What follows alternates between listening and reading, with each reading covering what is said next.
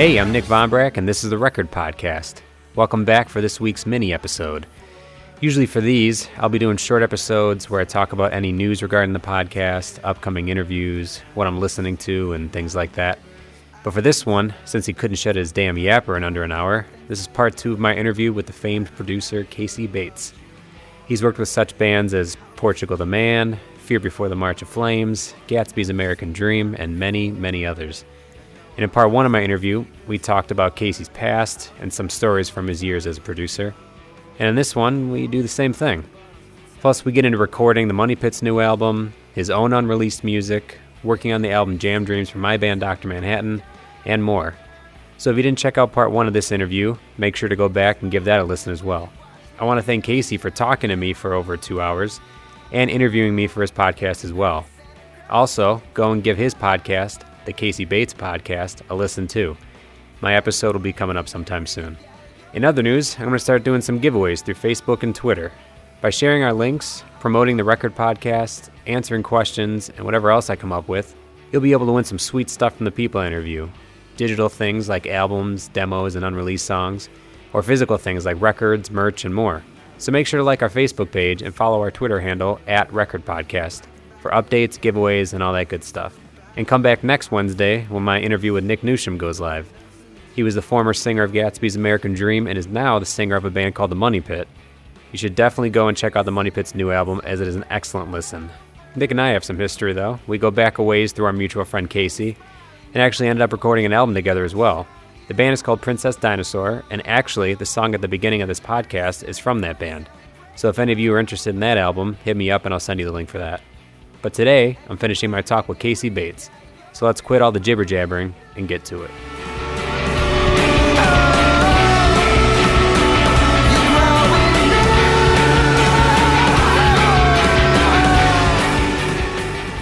I did a band called Heavy Heavy Low Low. Oh, we're getting into that. Yeah, we toured with them. I love them. They're so good. They freaked the hell out of me.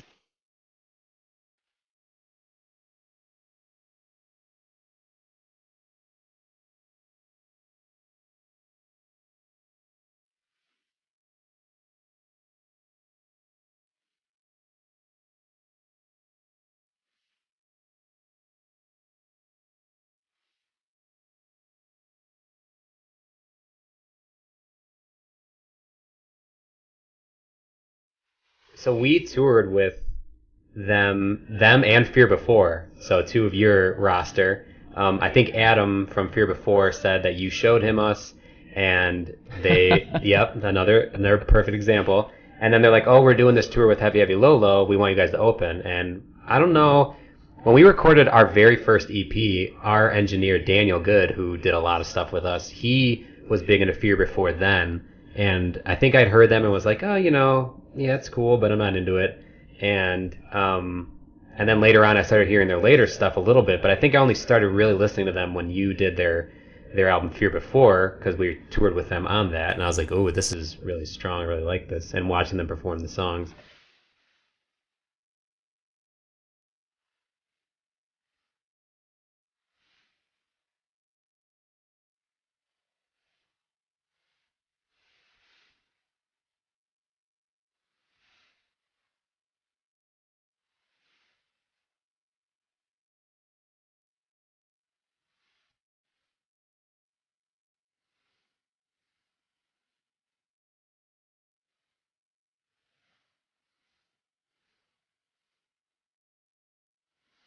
The self-titled one? That's the one you got into them on? Wow. Yeah, okay. yeah, I know. There's tons of bands I'm very late to. I still haven't gotten into Portugal The Man, and I have friends who'd kill me for that. But like, I feel like in like 5 or 10 years, I'll be like, oh, who's this new hip band all the youngsters are into? Yeah. But Heavy Heavy Low Low, we had played with, like, when you're a starting band, I'd say every single show you play with at least one metal band, and there was a band, not a metal band, but a band whose drummer that we played with a lot, and he was really into them. And I think he had showed us really early Heavy Heavy Low Low, and I was like, okay, this is fine, but it's not really doing much for me. And then at some point, I don't know if Adam or somebody showed us Turtle Nipple and the Toxic Shock, showed us that album. And I was like, what is this? And then we started seeing them play those songs live, and they became instantly one of our favorite like live bands because they just didn't give a shit. Like we loved that they just went on stage, just killed those songs, and like they didn't care. Like they didn't care if you were into it or weren't into it. Like they put on the same show, and we were all about that. So that tour was actually one of our favorite tours because it felt like every band was getting pumped on the other one, and we were like, oh, we gotta. Do you see that show last night they did? We gotta like really bring it tomorrow. Like it was such a fun like atmosphere to play shows around with both of those bands. But at some point we had heard a rumor. I don't know if you told us or if they told us or just someone along the lines.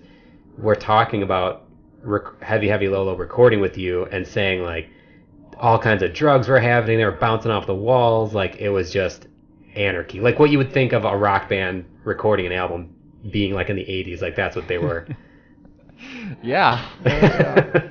Pretty much. No, they So I'm gonna have Rob, the singer, at some point on this as well, so he'll be able to corroborate everything you're saying. Oh God! No, I'm just. He probably doesn't even remember me. Probably that, and I probably won't even remember to bring up any of this. So don't feel like you're gonna be judged for saying things. Oh no! So Nick Storch, who is I think he still is a booking agent, but him and I became friends, and he started an imprint label on Ferret Records, I believe. Yeah.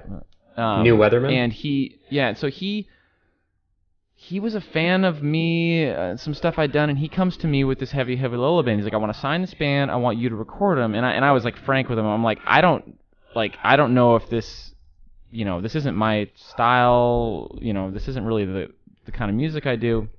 And he's like, exactly. And I was like, cool, and he's like, we don't have a huge budget, so he's like, I want to say the record was like, I want to say the budget was like only $7,000, but it was like, he's like, you're gonna do it real quick, like it was just gonna be like a week-long recording or something like that, and I would, and so I was like, okay, yeah, and I like Nick, and I'm always looking to learn new things about new genres, and right.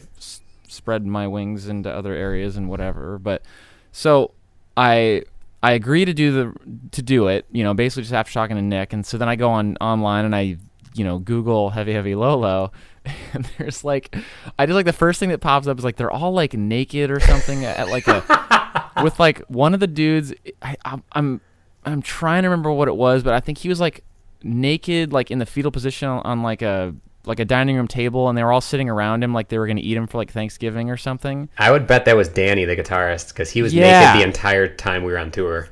Yeah, and I was just like, and then I'm like clicking through other pictures, and I'm like, oh shit, like, what have I done? No, seriously, and I was like, I can't have this band at my studio, and this is when I had the studio you guys worked at with me, and I was like, I'm not having these guys stay at my house. I'm like, there's just no way. Yeah. And so I went and spent like half the budget on a whole different studio, like, that had like a band apartment and whatnot. And I mean, for no other reason other than I just didn't want them staying at my house because I just didn't know these guys. Yeah. And so we rent out this amazing studio. They're staying there. They're like living in, and I just remember them being like, they were extremely poor. They didn't have any money. Mm-hmm. And I mean, like most of the bands I was working with at the time, but they were. I remember some of them taking it to a whole new level where they're like, all right, if we're gonna get drunk tonight, what's the cheapest possible way we're gonna get drunk tonight? And they're like, boxed wine. So like they were like boxed wine crazy people. Like they would just drink boxed wines all the time. But like it was. I mean, there was no schedule. I mean, and I like to have a schedule when I'm recording, but it's like I would literally be like. The band apartment was above the control room, so I would, once we got drums done, I would like go upstairs. They'd all be passed out, like even at any hours of the day, and I would like poke the guitar players, like, hey, we got to do guitars, and he just kind of, oh, okay, and get up and he would go down there, and I'm like not kidding you, like he'd plug in and then just like boom. On point, just like playing guitar, like rocking out, and like playing really well. Like, and I couldn't, and that was like the whole process was like me waking up dudes and being like, all right, hey, it's your turn to do something, and then they would literally just like plug in and just be awake and just rocking. And I was like, I would love to watch this as like a TV show or like a short movie or something. Just that experience. Oh, dude, it was and to this day, the strangest experience I ever had doing vocals was Rob, and it was I put him in a small ISO booth across the studio, and I don't think he had anything, like he had like lyrics and thoughts written down, but he like was making it up as he was singing the parts, or at least I mean, I don't want to be totally misremember it, but at least major parts of the songs he was like making up like as he was going along, because we would do like, and he would do the whole song all the way through. So he would just do the whole song all the way through like 3 times, different every time. Yeah. And we did like the entire record, all the vocals in the record in like 2 hours. Like he ran through each song like 3 times, and then we like went in the control room and then just like picked the parts we liked and put, we just listen to a take and go, I like how I did that, we'd fly that up and that'd be that, we just kind of comp together the version of the vocals, and it was one of the most bizarre experiences I ever had. Yeah. And then Nick Storch flies in and we play him the record, and he's like, "It's amazing, it's perfect." He's like, "I love it." That's awesome. So that's what I love, is like that disconnect between this experience you have with this band. It's so off the wall and like nothing you've done. And you're like, what is going on? I don't even know what's happening. But then their guy comes in and is like, yep, perfect. And you're like, oh, all right, sure. Yeah. It works. I think that record actually did pretty well, too. I'm sure. Yeah. That tour we did with them, it was, I guess, considered a co-headliner with Fear Before, because some nights their crowd was bigger and they'd headline. And they had some pretty like packed rooms for that tour. Like they seemed like they were pretty big deal. I wish I would have gone and seen that band live ahead of time. I mean, it's so tough when you get bands that are not from Seattle, right? Because unless it just happens to hit at the right time, like I usually don't get to see the bands live. Yeah. And I think it would have really helped in that scenario had I seen them live and kind of hung out with them in more of like a, where I'm also in kind of like a let's drink some beers, after the show kind of a vibe, where it's like instead I have a recording studio for 7 days. I have to get a whole record done. Right. I'm in like straight business. Like I'm stressed out. I need to get this shit sounding good and done. And so I didn't really get a chance to like hang with the guys, Sure. And it was just such a wham bam quick thing that like, and I don't know. When I found out that I would see you guys were going out with them, and I could see the pictures and stuff you guys were posting, and it was like you guys were having like the best time ever, and I always regretted that I didn't really get a chance to hang with those guys, and just I don't know. Yeah. They sound like really cool guys. I say that like I've never met them. I recorded an album and did really well. It sounded like cool guys. Yeah. They were great. Like we had a similar kind of experience. Like we had toured with fun bands, cool guys and people, but like touring with that band was a different animal. Like on stage, like as people, like they had lived 4 lives before we'd lived one, and like they brought this guy out with them. His name was Thuggy, and he was this big, massive dude who you would look at and be like, yeah, I'm not walking alongside this man. But he was the biggest sweetheart, and he had done jail at some point. He'd done some time, and he would just tell us about that and like tripping on DMT and like all sorts of, like they all had this like. Wait, is that where you got the lyric? Yeah. Really? That's that song. What is that? Biscuits and Groovy with all those lyrics? Yeah. That's all that tour. That's all references to that tour, basically. So that whole song is like Inside Baseball the entire way, and then just like a chorus. And then also a bridge with us talking about Left 4 Dead, because we were playing that the entire time we were at your studio. Oh, that's right. Do you remember that? Like we didn't have anything. I think initially there was no singing, and then you got us hip to, you had Xbox, and we played Left 4 Dead. Anytime we weren't recording, we were playing Left 4 Dead. And so I think one of us was playing, and Matt was recording vocals, and he just started fucking around and saying, I am a zombie, because one of us was playing the video game. No way. That's where that came from? Yeah. And then we were just laughing. We're like, yeah, that's great. That works. And that was all that was. There was like no lyric. It didn't make any sense. We were just like into this zombie video game. I love that part of that song. It's all because of you. It's because you put Xbox in front of us with a sweet video game, and we were like all about it. Dude.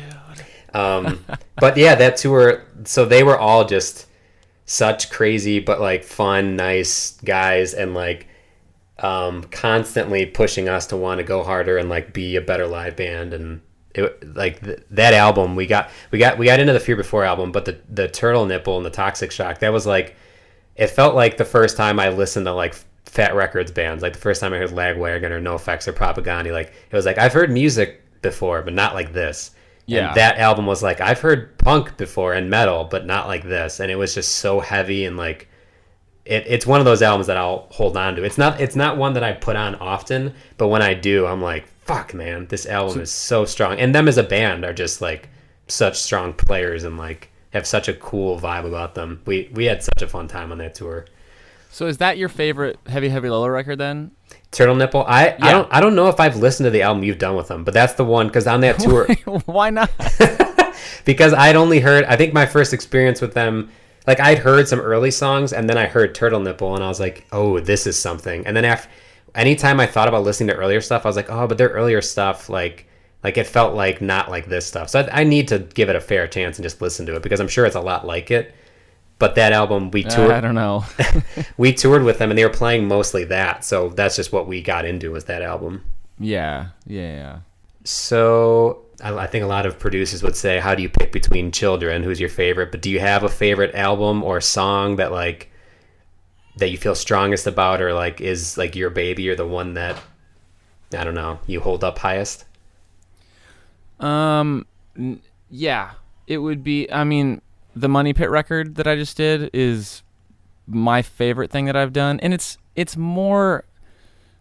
I want to say I'm saying that objectively, you know, right. But it is like the newest thing that I've done. But I had such a like strong involvement in putting it together, because it was three people. It was me, Bobby from Gatsbys, and Nick from Gatsbys. It's just the three of us for everything. And so I don't know, I've got like a personal stake, you know, I feel like a third of it almost. Yeah. And I mean, there's so much history with us, you know, I've been working with them since the beginning, and just seeing Bobby's songwriting grow and Nick's songwriting grow, and like the production of this record is like exactly how I wanted it to sound. Like it's like, if I could say like my perfect sounding record that I would want to do, it's like that's the Money Pit to me. And so, you know, I know that's not the best answer because it's the newest thing, but it really is like, I think every song on that record is fantastic. I really do. Like, there's not a song I would cut, you know, and it's a blast to me. I love that record. I have been listening to it a lot. Actually, in between the interviews, I've done little mini episodes, and the only one I've done so far, I talked about that's an album I've been listening to, and it's a really fun album to listen to. The song, I think my favorite song is Blackout. I think that like every time I hear it, I'm at work and I'm just like moving, like just scooting around. Like it's such a good, like I'd want to see that played live and move around to that. Like the whole album is fun. It has that chill vibe you were talking about too, but it's also like that strong Gatsby's writing done a little differently. And I think Nick sounds great. I think the record is really good. I think he did a good job on it. Thanks, dude. Someone did I'm gonna interrupt your interruption. Someone did ask me this question to ask Nick, but I'll ask you it too. So were songs of the Money Pit, like, were any of those newer Gatsby songs? Because remember, Gatsby was going to do some stuff again. They put out a song and then nothing came of it. Like, was that ideas from that? Was that ideas you showed me? I still have a song that you gave me of songs you were writing with Nick that was like, it sounded like Lagwagon with Nick singing it, and I love the song, by the way. If you have that album, I want the whole thing, even if no one else gets to listen to it, because you and I share a love of Propaganda and Lagwagon and other bands, but those two I held on to. I was like, oh man, like not many people I know like love both of those bands. It's like a little crew in my mind. Yeah, that record is, I have an entire punk rock record like written and recorded, except for there's no vocals on anything. But is that what Nick sang on? Was that, or is that a whole other separate thing? Yeah. So he sung on a song like real early when it was me and Bobby that were just working just for fun a punk rock record, and Nick sang on like the first thing that we did, and which is probably the song you heard. I don't even know if I have that song. I do. I can send it back to you. I have it still.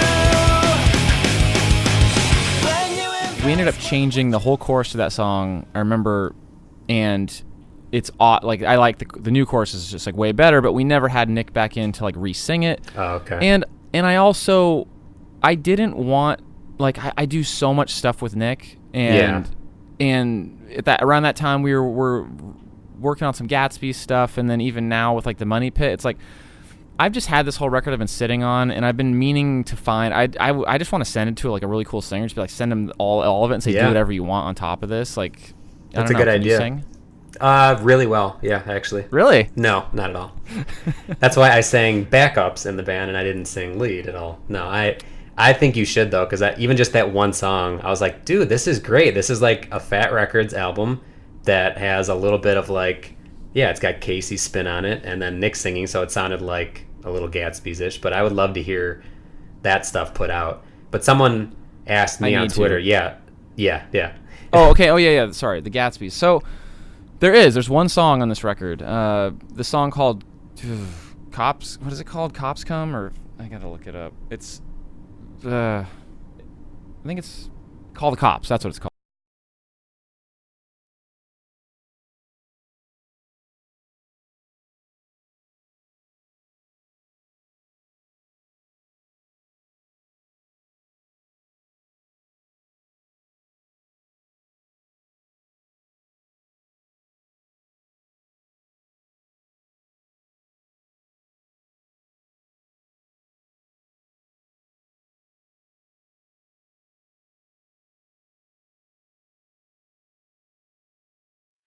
Track 4 or Yeah, 5. that sounds right. So we had, I think, 7 or 8 songs like done, tracked, and we were like, yes, like we had these, and we were toying with the idea of doing an EP, maybe releasing a couple songs, and I'm like, guys, we are like 3 songs away from, in my mind, like a classic record here, like just like 10, 11 tracks of just nonstop fun pop, rock, punk songs, and I just, for like out of nowhere, like one night I'm like in my studio, and I'm like, there was a Gatsby's demo we'd done a long time ago, and I'd always really liked parts of it. Like I always like loved some parts of it, and I was like, I wonder, what. So I pulled up I found that old Gatsby session, and the song is like, I don't know, 4.5 minutes long. It's a pretty long song, and I literally just like cut out, like I just pulled out all the parts I liked of that song, and I like literally like just like cut and pasted it and arranged like a more traditional structure, like verse, chorus, bridge, chorus kind of a thing, and and it had some of Nick's scratch vocals on there and stuff, and so like I kind of cut and pasted this thing, just kind of Frankensteined it together, and I was like, just the hell of it, I sent it over to Bobby and Nick, and they were both like, oh shit, this sounds awesome. And I'd taken out the very Gatsby sounding stuff of the song, and what was left was something that was very similar-ish to what we were doing with the Money Pit. Like, I mean, it really didn't seem out of place to me at all. Like, I mean, it's pretty funny because like I'll do at some point I'm going to do a Money Pit episode. I just kind of wanted to wait a while, but I'll include the original Gatsby's version, and it's hilarious because it's like all the elements of the Money Pit song are there, and then like it just like right after a really poppy part, it just drops into some crazy Gatsby's riff, and you're like, it's like a director's cut of the song or something. It's pretty nuts. But that's the only. It was completely unprovoked. Like I just was like, I'm gonna try this and see if I like it, and it required Nick had to come up with some new vocals. We kept a lot of the same melodies and lyrics, and we needed to add a few more things to finish off the song, and that's one of my favorite songs on the record. It's I don't know. And then that gave us like 8 songs, and then we went in and back in and did 2 more, which was one of those 2 was the second to last song on the record, the really chill, Frustrated Incorporated, which is a really chill vibe song. That's one of my favorites on the record. So. Okay. Yeah, that's the only song that had any sort of ties to Gatsby's. Okay. And I mean, even though it was taken from a Gatsby song, I have to really emphasize it's very loose. I mean, even though there are elements from that directly taken, it's like it's not the same song at all. Yeah. So I'll throw 2 more at you, and I'll try to wrap this up quick on my end. But are there any missed opportunities that, like, did you get thrown a band and you were like, I don't know about this, and then you wish you could have recorded it, or any things like that? Like any albums you almost could have done or decided not to do? Or do you just take everything because all you care about is money? It's just if the check's there, I'm gonna be there if there's money. Oh man, I've done way too much free work. I can tell you that. Yeah, I don't doubt that. We're the prime example. Well, the Money Pit record for free. There you go. Attaboy. That's how you keep a house. I don't know what I'm doing with my life right now. Okay, so there's no missed opportunities. You've taken everything that you could get, and you've done it for free. I've tried anything and everything. Yeah, good. That's what I like to hear. That's I will say there's probably the only thing that I'm bummed I didn't get to stay. So, are you familiar with the band Forgive Durden at all? That band I worked with a long time, or you've heard of them? Well, I am familiar in that I'm a big fan of Wonderland and also Raja's Shadow, and Thomas played with us when we did the One Princess Dinosaur show. So yeah, I'm loosely familiar. I didn't know. That's awesome. Yeah, I was probably responsible for you playing that show. Probably. Too. I mean, I don't doubt it. So he after Forgive Durden stopped going, him and his girlfriend Lonnie moved to New York, and they kind of plugged away at some stuff for years, and they started a group together called Cardi Knox, and it's kind of like a pop 80s revival, electronic based kind of a thing.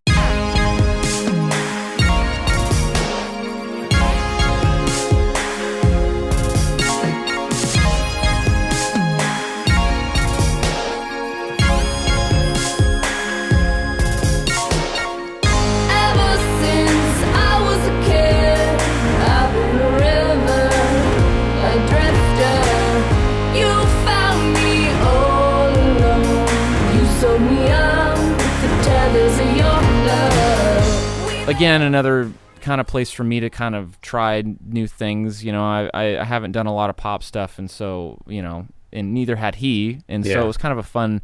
We spent, you know, a couple years working on songs together, and he he ended up getting like a insane major label deal from him. Like, I mean, awesome. a big I can't remember the guy's name. But a big producer kind of stepped in and took them under his wing, but it was kind of that thing of like he kind of became the project where it's like he went to the label and says, "Hey, I'm bringing you this band. I want to record this band." Yeah, you know, it's and basically it doesn't happen unless he does that kind of a thing. But I mean, that's really and so I kind of got froze out on that. Like I did, you know. And it wasn't a thing where I'm gonna sit there and go, you know, F you, dude. You have to, you know, like I'm not gonna stop them from getting a major label deal and, you know, recording a huge record. So, you know, just that's been like the only time I think where it would have been, and it's just like there was no spot for me in it. You know, I mean, they're like, I think we're gonna have the guy that mixed the Beck record mix this record, and I'm like, so I can't. But what about me? Yeah. So okay, you know. Well, I mean, if you've had a career where really only one album is one that you missed out on, I think that's pretty telling. That's pretty good. Well, I will say that my career, I've been very frustrated in that things I felt like I've been very close to, or I've been very close or worked on projects that I felt really should have broke through. You know, you guys being one of them, Foxy being one of them. You know, there's been a few others where I just can't. Like, I really have a special feeling about the project, and I'm like, Forgive Dirt and Razia's shit.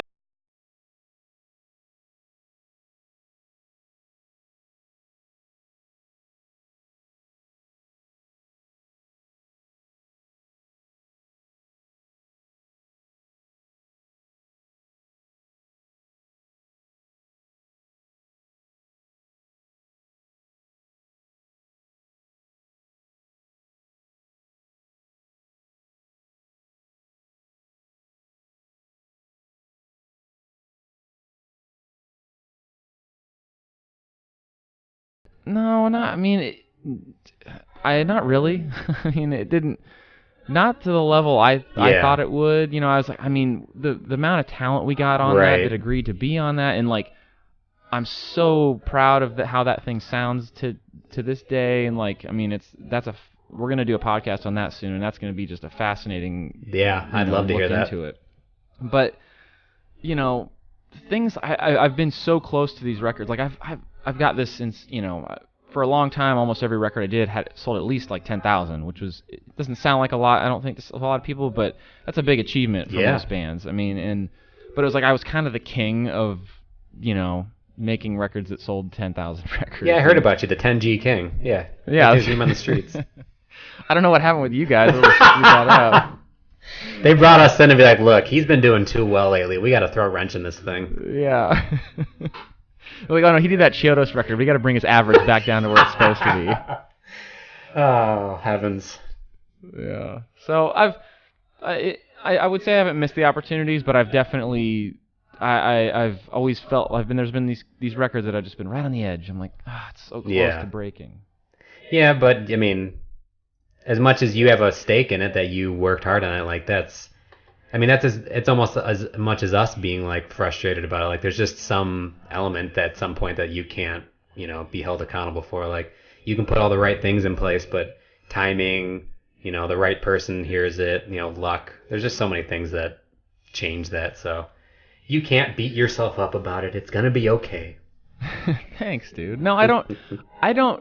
I always say, you know, there's an insane amount of luck in anything, like any job you have, but it's just you need to be ready for that moment when it happens. Yep. And that's the thing that most people screw up. You know, they're like, nothing's gonna happen for me, you know, so they're not prepared for it if that opportunity, you know, shows up at your door and you know, like it's like Saves the Day asking you to be their drummer. It's like, what if you were just a friend of Chris's or something, and you just started playing drums, but you didn't take it that seriously. You really wanted to play in a band, but you didn't practice all that much, and you weren't that good. And then all of a sudden, Chris is like, well, if you were good enough, I'd have you in my band. It's like that's those things where it's like you got to work your ass off and just align yourself and be ready for those moments when hopefully, you know, the opportunity comes. Yeah. Well, I think that answers the other question I was going to ask you, which was, what would be any advice you'd give to, you know, musicians who want to take this into the next level, or producers who want to do this,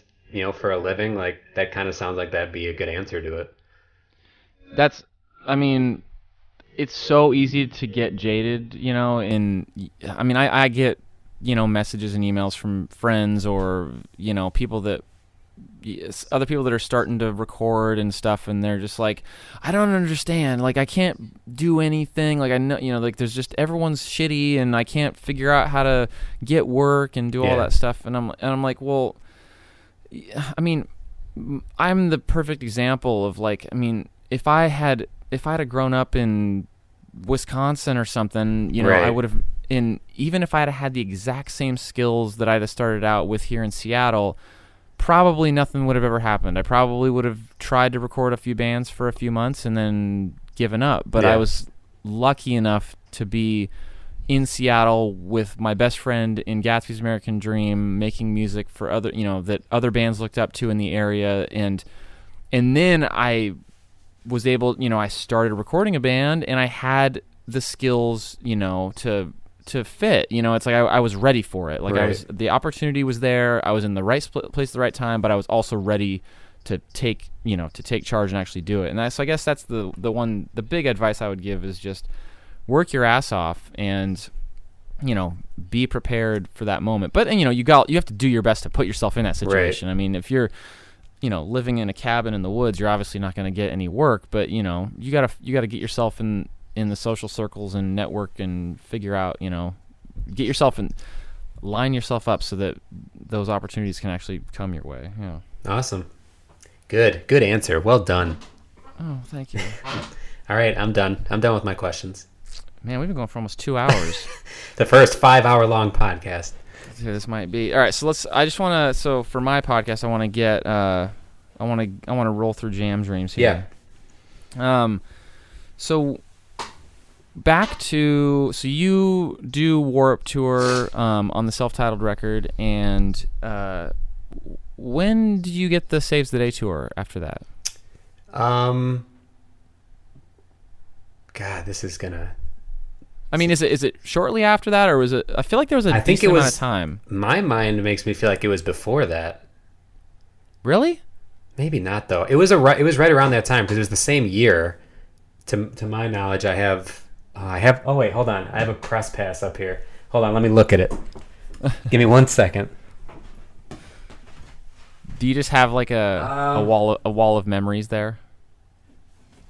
Okay. So it was before. It was 2007. Okay, and then you and Chris became friends. Like you guys all became friends. Of any ill will or bad feelings or sourness I have towards Vagrant, which isn't much, one of the things they did help us do is put us on that tour. They gave him the self-titled album. He liked it and brought us on the this acoustic tour they did. And so then he was just it was him and Dave, their old guitarist, and they were super nice to us, like constantly, they'd get green room food that they wouldn't eat, they'd give it to us. Like they were at the end of the tour, they bought Adam and Matt tuner pedals because the whole tour we were tuning to Andrew's keyboard. Like they took us under their wing, and Chris was constantly complimenting us and being like, dude, I don't like many bands, I like you guys, and was they were constantly boosting us up and making us feel like another one of those examples of like, oh man, this is gonna happen. Like, Chris Conley from Saves the Day likes us, and this is a good feeling. But that happened before Warped Tour. Okay, and then because I remember being in touch with you guys, and you were saying, I think you brought it up even then. You're like, Chris expressed some interest in like working with you guys. Is that right? Yeah. So what happened was we do the self-titled album. It sells what it sells. 2 or 2,000 records over that or whatever. And then we start trying to figure out, because at that point the album had done for a year, and so those songs were like 2 years old, and we were like, we want to record new stuff. And so then Vagrant looks at the sales and is like, well, I think initially we were supposed to have a bigger budget for the second album, and then it was like, well, this is how much you're getting, and it was less. And then the next time he talked to us, it was less. And then eventually it was just, yeah, we're not going to do another album. So once Vagrant dropped off, then our booking agent dropped off, and then our manager dropped off, and we were like, all right. So here we are back to square one. And Chris at some point had said, like, we were talking about we want to record an album, but we have no money. And Chris was like, if you come out to California, I have a studio at my house, I will record you for free. And then no more than like, it was within the same week you came to us, or I was talking to you, I think maybe on AIM or something, and we had the same exact conversation. Oh, we want to record, but we have no money. Okay, if you come out to us, I'll record you for free. So now we're in this like incredible situation of two awesome people we want to record us at the same time for free. And I think we had like a little band meeting, and we're like, how can we do this? And then we came to the conclusion, all right, can we bring both of them to one place and like do it together? And I think we came to you with that idea, and then that's basically what happened. And I'm like the biggest Saves the Day fan in the world. Which we didn't know at the time, so I think it was even better, like, when you said you were on board. We're like, okay, good. We don't feel like no one's feeling like they're getting screwed out of this. Like, it still feels, everyone's still excited to do it. oh yeah, I'm like, I get to hang out with Chris Conley. Yeah. Let's do this. And I think even we might not have even cut off ties with Vagrant yet. I think even still we were like, look, we have an album with these people attached. Like, are you sure you still don't want to put it out? And I think even still they were like, yeah, I don't know. And we were like, wow, that's crazy. I can't guarantee that, but I think it was towards the end, and I had talked to Dan or someone, and it was still just like, yeah, it's it's the business of it. And I was like, man, how do you not pick this album up? But they're like, yeah, we've put like $300 or $400 into these guys. I just don't think we can go much farther. We cannot push this. 5. Like 5 is our limit, hard limit. So yeah, we talked to both you guys like in the same week, and then we were like, all right, let's do this. We're gonna, you said drive out to Seattle. Chris said, okay, I'll fly myself out to Seattle. There's no money involved. You'll record for free. He'll produce it. You didn't even pay for his plane ticket? No, we paid no one for anything. Don't you understand what's happening here? I'm seeing a real pattern here, Nick. Nothing. You're paying back your bus drivers. You're not even paying back the gas. Only because it could have gone to legal matters. So if you would have said you were going to sue us, then I think you would have got some money out of us. I should sue you guys. You still can. I think that what is the statute of limitations is up. No, we can do it. I'll corroborate the whole story. Yeah, we owe him money. Yeah, he definitely gave us his time. So then we drove ourselves out to you, and it actually I think we pushed the date back because we went on tour with Foxy Shazam. Because initially we were going to record in December or November. Did you tour up to me on that tour? No, we toured and then drove out to you. Okay. Because then Foxy came to us and was like, we have a 2-week headliner. Do you want to do it? And we were, at that point, wanted to tour with them so bad. We're like, well, shit, we just started setting dates. And then we talked to, you and Chris. And you're like, yep, that's cool. We'll do it in February. So we went and did 2 weeks with Foxy and then came back. Was Foxy another thing? I just had sent them your song or something? Probably. I don't doubt that. This is what I'm talking about. How the hell does everyone love these songs, but no one loves these songs? I don't get it. It's how the cookie crumbles, my friend. Oh, wow. You sound so bitter. Or at least I sound bitter on this podcast. Oh, I am. But I'm going to start a podcast where I just bitch and complain. Like, really get into it. Like, this is like my happy version. Then I'll do like a two-faced version where I'm like, fuck everyone. So actually, we drove ourselves out to you. And I don't know if you remember this story. We had to have told you. We almost got into a car crash on the way out there because, it was super snowy. And we pulled over. We bought snow chains or snow tires or whatever. And we kept having to we'd put them on and then the road would clear up and then we can only drive 30 miles an hour. So then we'd pull over, take them off. Then it'd snow again. So this happened like 4 or 5 times. And one of the times we pulled over to put the snow chains back on. And then all of a sudden everyone's driving slow on the other way of traffic. And this van, this carpet company van is flying down the road. And then it just cuts across the median and into our traffic. And because he tried to slam on the brakes and just fishtailed out, and he missed our trailer by, it wasn't inches, but it was probably within 50 feet. So if we would have just been like, oh, let's pull over a little sooner than we are now, he would have just plowed our whole van and trailer on the way to you guys. And we had a moment because he hit a car. These 2 girls were shaken up. We were like, holy shit, what's going on? We had a serious life moment. You're like, let's get out of here. What are we doing? This is a sign. We shouldn't go record. And so then after that, yeah, I think we were almost there. I think we were close to Washington or in Washington when that happened. But then we got to you and started the whole process. Man, that was a trip because you guys show up. Chris shows up. I meet Chris for the first time, and yeah. So what was that? What was that like for you as a big fan? Is that oh yeah, just another dude, or are you just fanboying out a little bit? I don't get starstruck really. Yeah. There's really probably just a handful of people that would ever really make me freak out if I met them. But no, I don't know. Saves the Day, he's probably my favorite band of all time. Yeah. So it's on that level, but it was more professional, I guess, because Sure. I was I'm trying I'm trying not to freak out, right, I guess, yeah. But no, it was really cool, and he's the sweetheart. He's the nicest guy, right. And he was super excited to be there and really happy to be working with you guys, and to have that brain in there to help with everything it was just so awesome. Yeah. I'm trying to remember now. So you guys had all your demos out. I remember didn't we do a couple days of pre-production or something where we sat in the room and we like listened to the songs? So we restructured these songs. Yeah. Or at least I know Chris had a lot of opinions on restructuring these songs, but we spent a lot of time kind of. I think a lot of the songs were really long. I think if I remember right, they were. And we cut them down. How we did it was I recorded drums in Illinois in DeKalb because our buddy Daniel Good, who I talked about earlier, he's been a part of like all our albums in some capacity. He had access to like this warehouse, and he was like, dude, drums sound huge in here. You got to record drums for the new album. So we're like, definitely, we're doing it. So we recorded the drums, but the way we had originally written the songs. So when we came to you, that's when Chris and you started producing. So then we had to like start chopping up and, moving around parts. So drums were done first. We came to you, I think had a few days of like listening to things and Chris listening and like getting his ideas. And then we started, chopping it up.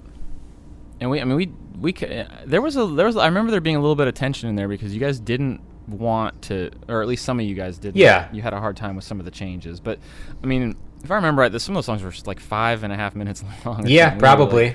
We had to try to get them down to something a little more manageable. Well, and that was the first time. So when we did the self-titled album, John Alvin didn't. He was more of an engineer than a producer. He got the like feel of the album and a lot of the cool sounds and like textures, but he didn't really like, aside from maybe like a song or two, he didn't like change or cut things down that much. Mm-hmm. So and not to say that we were all like stubborn, but we had a lot of like strong minds in the band. So I think it was the first time that someone was like, even though it was coming from you and Chris, who are both very sweet guys, like it was still like, what? Like we can't. This is a music. We can't cut this down. And so I think I think the first. I don't remember what the first song was that we were doing it on. I think that at first it was hard, and then once we like got along with the program, we're like, yeah, we got to trust this. Like that's why he's here. That's why we're with these two guys. Like, let's just trust the system. And then we got on board for the whole idea of like rearranging the songs. The one song that I remember that I personally hold on to for like rearranging and wishing that we wouldn't have was "I'm High." It was a longer version, and I think it's a good song, and I think it's like a good like little wrapped up version. But the original version is much more built up and like. Kind of the ending orchestrates a bit higher and like comes to a bigger like conclusion. So that thinking about it now, I'm like, oh, I wish we would have like fought for that one. Like the other ones, I feel like it served the songs really well, but that one, I feel like, oh, that was a good long version of that song. Are you telling me I screwed up? Yeah, you're fired. No, I think Chris and you did a great job on the album, and I think Chris's vision for that album was like. Because he would talk about in Reverie all the time and like how that producer taught him how to like restructure a song and make sure it like hit all the right spots. So I think he really came to that album with a good mindset. It's hard for me because I know the original version of that song "I'm High," so I know like I felt like it just kind of came to a bigger, more satisfying ending the way that we had it originally. But that I still love, like I said, I still love what you two did with that song and the album. So I don't really regret it. That's just the one song I think of like maybe we should have like worked a little more on that song. Not that you asked that. No. I'm just thinking because I think I let Chris do most because there's the whole too many cooks in the kitchen thing, and Sure. You guys are all cooks. I mean, your whole band is. Yeah. And probably part of the one of the other problems with the timeline of this band. I mean, you guys it is crazy because you guys are all super talented and you know music, and that's not always the case with most bands. I mean, most bands, you got like one or two dudes in the band that are really knowledgeable about that stuff, and then the rest of the guys just want to be there to play and have fun. Right. But you guys actually all know what you're doing, and so I remember taking more of a step back. Like I definitely did some producing, but I felt I personally was doing more of like an assistant to Chris. Yeah. I wanted him to be he's fucking Chris Conley. I'm like let's let him do it. And I interjected with my shit sometimes, but it was more like I wanted him to run it, and I'm gonna kind of just help facilitate and record and all that stuff. But yeah, he did an awesome job, and I don't know. He hasn't. Has he done much lately? Do you know? Producing wise? No, I think even before that he'd only done one album, so I don't know that he's done anything else, or if he has, I am not aware of it. Maybe this was just such a terrible experience. Probably. I think that's why everyone after that just quit. Like, all the managers and everyone was like, oh, fuck it, enough with this band already. I get it. They're funny, they're goofy, they're stupid. Like, I got it. What's your favorite song on Jam Dreams? It's easy, and it's all of our favorite songs. Camping Ground, the last song. Really? Yeah, I think, and I'm sure we can say different songs for different reasons, but like our favorite song to play live, I feel like it's the most satisfying. I mean, that song in any other part of that album, I think doesn't pay off. I think it's such a good ending to the album because it's so like just intense and balls to the wall, and then the end is just like a complete, just like, like when it ends, it's done, and that's the end of the album. That was the one we enjoyed playing live the most and had most fun like doing, to my knowledge. Would you say Camping Ground is like closer to the self-titled record than a lot of other songs on Jam Dreams? I'd say maybe I'd say the closest is Texas, because that song was almost on self-titled. Really? Yeah. Oh, that's interesting. Yeah, Vagrant wanted it on self-titled. We didn't record it for self-titled, but we had a demo of it, or started like, oh, we're already starting to do new songs, and we showed him that, and like, oh, you got to put this on self-titled. And we're like, I don't know, this album kind of feels done. Like, I don't know that we should do another song. And we just held on to it. We're like, no, like, we've got some other songs. It'll fit with this next album. Like, we're excited to do that. But Camping Ground, I mean, I could see it on self-titled. That's interesting. I've never thought of like the divide, but well, because see, Jam Dreams to me is drastically different than self-titled. Sure, to me it is. Absolutely. It's anyone I talk to, they either like one album or the other. It's rare I find someone who likes both, but they can always say like, oh, I am a definitive this album fan. Yeah, and and so I don't know, I'm just listening to it recently and stuff. I'm trying to like pick ties between self-titled and Jam Dreams, and songs like Camping Ground kind of feel like it could have been ish, or at least is a little bit more, a lot like more that direction than like, say, Mrs. Stewart or Cowgirl Sure. or Biscuits and Groovy. Yeah, I could agree. I agree with that. Mrs. Stewart. How did this song end up on the record? I was hoping you'd ask, because I was trying to remember all the different stories about Jam Dreams I could, and this is one of the ones I could. Like, it was a song that I think Adam and Matt definitely wrote. Maybe Andrew was involved, and they showed me a demo. And when we came up with all the songs we wanted to record, they didn't want to put it on the album. They're like, no, like, I don't like the other songs we like better. We don't like this one. But for some reason, the chorus, like, it's stuck in my head, like the melody, the dun, dun, dun, dun, dun, dun. Yeah. Like, I couldn't stop singing it to myself, and I was like, guys, like, I don't know why. Like, I can honestly say, like, it was the one song that like stuck in my head the most in terms of like melody. So I was like, I don't know why this is sticking in my head. It's got to be for a reason. Like, I'll fight for this. We should at least record it, see what it sounds like, and then if we don't want to do it, we don't do it. But then I think we had such fun recording it, getting everybody in the room and like yelling stuff out. And no, real quick, I might be misremembering this, but didn't we have like the entire party come downstairs to the studio and sing that chorus? Yeah. Yeah. Well, actually, so I misspoke.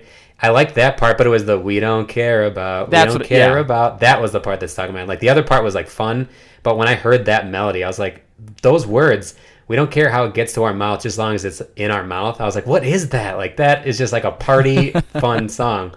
And yeah, so then there was a party going on in your house. Like, we got to get everyone down here, and we taught everyone in like 5 minutes. Like, these are the words, this is the melody.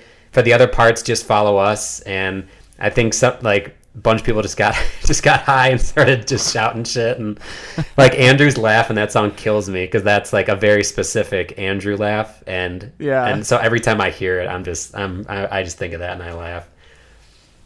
The hip hop verses in this song are awesome. Yeah, they're so good. Well, and it just goes to show what comes from that, because I don't know if you've heard any of Matt's new stuff, but he's doing like rap. He's doing hip hop.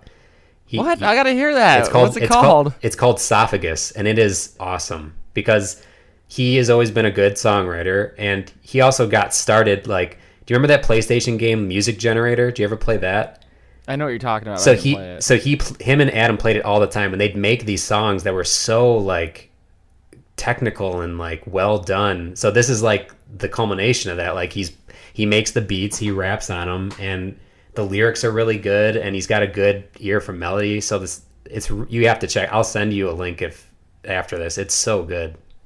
Did he always write all the lyrics, or did you guys all share duty? We shared. He wrote, I'd say, majority, but there are songs where I wrote choruses, or we split up songs, or we tried to all throw in stuff. Self-titled, we did a lot of collaboration, and Jam Dreams, we did some too, but I'd say Matt probably did the most. I can tell you my favorite lyric on the whole record. Please. It's a sticker losing sticky in reapplication. I think that's Matt, because that's Biscuits and Groovy, right? Yeah. Yeah. He had a way with words that, like, so we loved No Effects, and band. They're always He had a way of like saying things and like writing lyrics that like we always glommed onto, and so Matt was the same way, and Adam and Andrew too. I think we always tried to like make it interesting and not just be face value, that there'd be some other things to it or something that'd make us laugh. But yeah, that's a good one. I like that one too. My favorite song is probably Mailman. Oh, okay. And I mean, but it's like just the like, Mailman, what do you got? Mail. Like, so if you I don't know if that's a question or if it's an exclamation point. So for a while we were doing on YouTube, there's something called D-Man TV, and we would it was just all these random skits and clips from tour and stuff. You have to, it's hard to find sometimes for some reason, but our channel is called the Go channel. So I think if you search like, Dr. Manhattan, D-Man TV, the Go channel, there's like 9 episodes. There's even one about when I leave the band, and we made like a whole funny thing about it. But one of them, there's a bunch of Warped Tour footage, and there's a part where it shows Matt, and he goes, "Hey, mailman, what do you got? Mail?" And it just slowly zooms into him saying that a bunch of times. And we showed that clip when we were on Warped Tour with Bring Me the Horizon. We'd show each other like videos we did, and they made really funny videos. There's one called Cocksock, where like it was like a magician, or like it was something where like it looked like an infomercial, and you had to do it just putting a sock on your dick. But they were really funny and did funny videos. And so we showed them that one, and I think they were all just like either super high or just like didn't know what it was, but they were laughing their asses off at Matt saying that over and over. And I think what it originally spawned from was one of our friends, Jason Cristino. They were driving in a car, and they were shouting things out the window like you do when you're in high school, just to random people. And there was a mailman, and that's what he yelled to him. "Hey, mailman, what do you got, mail?" And I think that just became an inside joke between them. So it is a question mark. Yeah. And then it was another one of those, like, we didn't have a chorus to a song, and I think we were laughing at that, and we're like, this works perfectly. Actually, originally we didn't have any lyrics to that song, and our original idea was we went on tour with Breathe Carolina, Schoolyard Heroes, and Jeffree Star, if you're familiar with any of those bands. Yeah, that was one of the tours that our booking agent got us. Like I didn't help you get on that tour. No, you didn't. Most of the tours we got were because of you, because a band liked us, or like there was a few, like Vagrant got us Saves the Day, and then our booking agent got us that and a couple others, like ones that were pretty strange. So that was a really weird tour, as you can tell by the bands. And but before we went on that tour, we're like, what we should do? We should write a song. Like, we have this song, we love the music to it. Originally we played it just without lyrics. We would just play it like a Daft Punk song. And we were like, maybe we should get everyone on this tour to like collaborate on this song, and then we can all play it live together. And we were like really psyched on that idea. We didn't know the other bands at the time. Before we even toured, we emailed them and said, we have this song, would you be interested in jumping on it? And we listened to Jeffree Star, and we're like, this is fucking weird, but we'll send it to him and see if he wants to do it. So originally it was going to be that music and like Jeffree Star and like Breathe Carolina and Schoolyard Heroes all just like singing on it. And that never came to fruition. And so then we ended up, I think Matt and the other boys just like put together the lyrics to Mailman, and that's what it was. So what it almost could have been would have been something completely different. That's nuts. Wait, so when I said that's my favorite song, you kind of are like, is that not one of your favorite songs? No, I was gonna ask I mean, if you didn't ask it, I was going to ask, what is your favorite song? I'm always interested to know what song does it for people.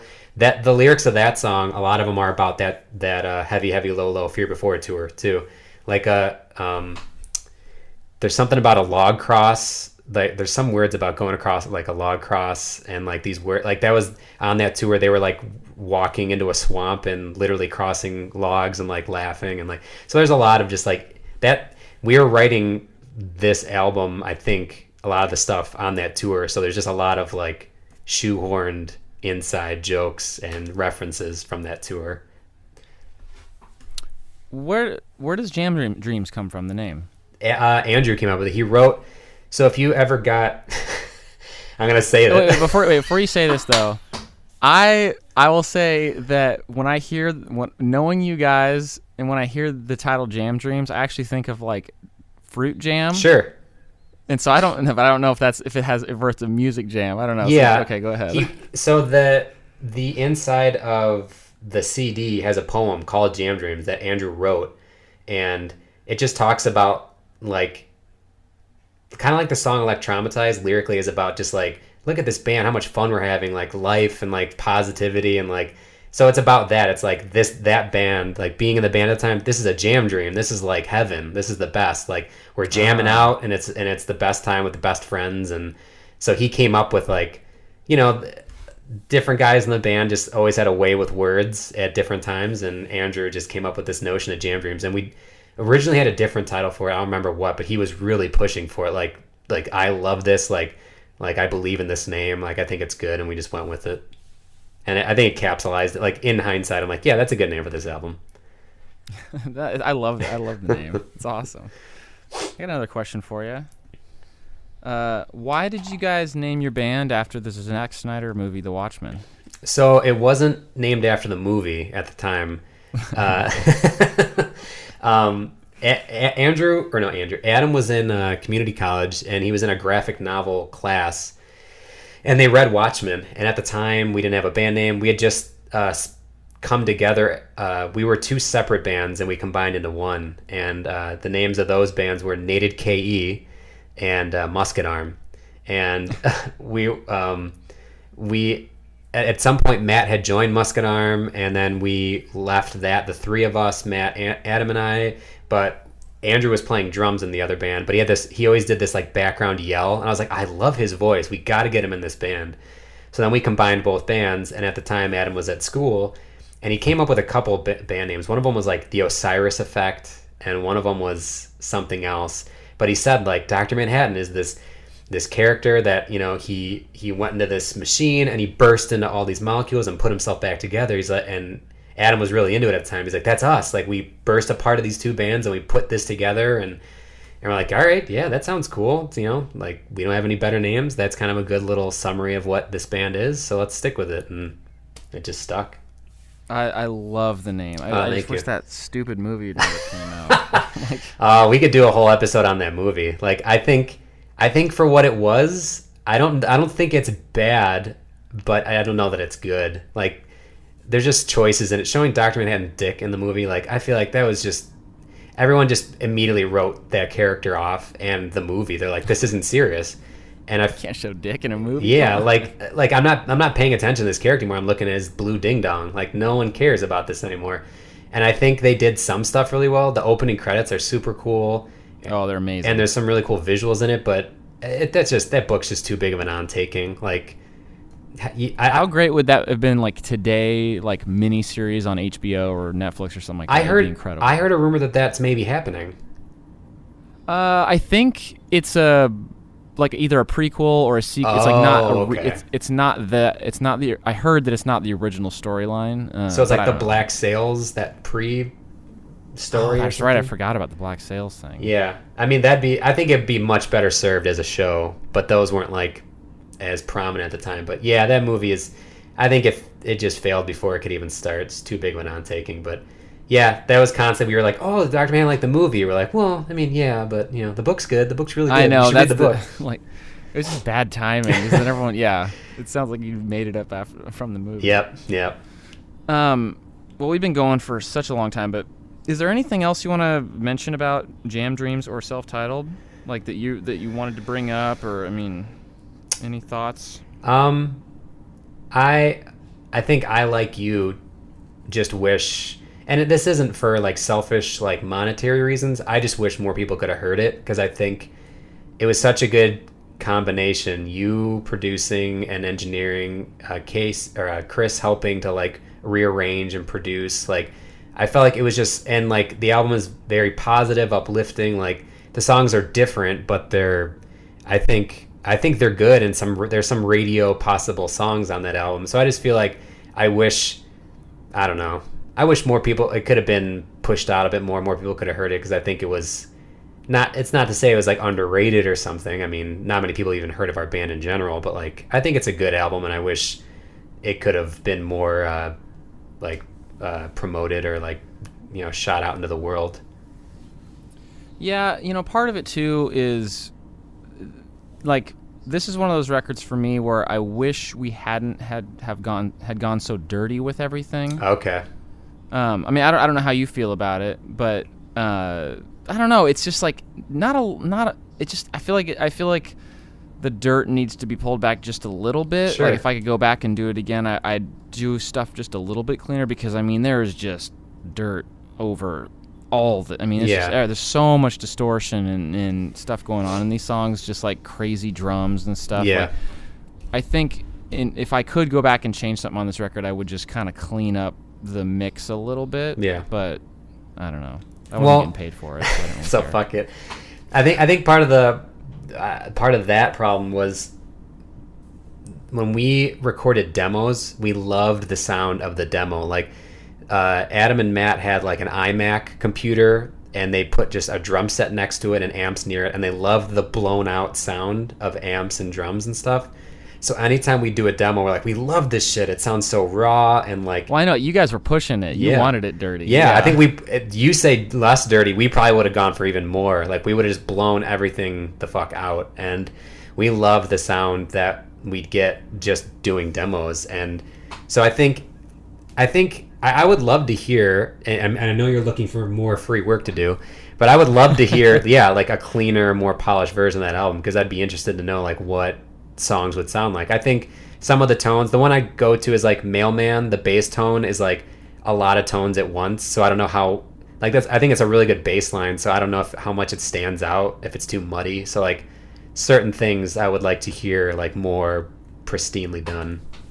What do you what do you think of the production on the record? Are you happy with it? Yeah, I mean, compared to a lot of things that I listen to or we listen to, I think it's a very well produced album. I think the only thing that some of the songs, and I can't think of anyone specifically, but there's times where I can't hear the bass. Like, I would have just tweaked little things like that, but I think overall it like is very like, everything is in the pocket, everything, like I can hear everything. The parts that I hear are serving that part of the song, and I don't like, even if I would have had a crack at adjusting things, I don't even know if I'd take it, because I think just the whole thing's, it is what it is. I think I like the way it sounds. Well, then I'm not going to go back and remix it. Ah, damn it. But I would have not paid you. It would have paid me so many $0. Yeah. It would have been amazing. Yeah, some of my favorite songs from this band are on that album. Electraumatized, we love playing live. I don't think there was this time we didn't play that song live. Camping Ground, I'm High. Some of my absolute favorite songs are on that album, and I have no real regrets about it. I think like this album, like the other one, is all over the place, so maybe it's hard for people to digest, but I think we kind of, at least in my mind, I kind of consider our albums like a compilation. Like, I was really into, and I still love, the movie High Fidelity. And so his big speech at the end about making an album, like making a mixtape, you gotta start strong, and then the second song, you gotta come even stronger. That was always my mentality. When we put the track list together for Self-Titled, that was like a big thing. I was like, okay, the first song, we gotta come out strong, and the second song, even stronger. Like, I used his like speech as a way to like craft the track list. And so both of those albums were like, like it has to like flow and like feel like it's a story, and you're going through all these different like emotions and feelings, and you sit down and you think about this song, but the next one you're up and partying. And so I think both the albums serve as like good listens in that they're different genres and like kind of take you through a roller coaster. But yeah, business wise, I mean, if I was a guy who was like looking to manage bands, I don't know if I'd manage us. It's probably a hard fucking sell. Like, here's this band who sounds like everything and nothing, and go. Oh man. Yeah.